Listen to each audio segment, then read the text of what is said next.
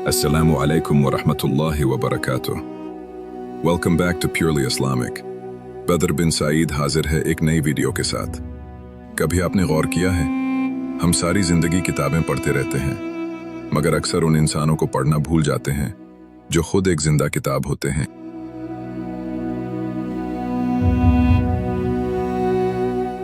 हर इंसान एक चलती फिरती किताब होता है, बस हम उसे पढ़ने की जहमत नहीं करते।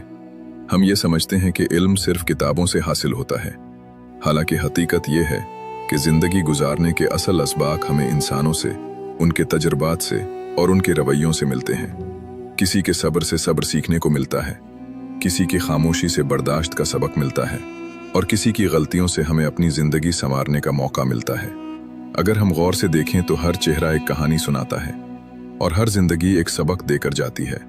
इसलिए लोगों को सिर्फ देखने के बजाय उन्हें समझने की कोशिश करें, क्योंकि कभी कभी एक इंसान हमें वो सिखा देता है जो सैकड़ों किताबें भी नहीं सिखा सकती।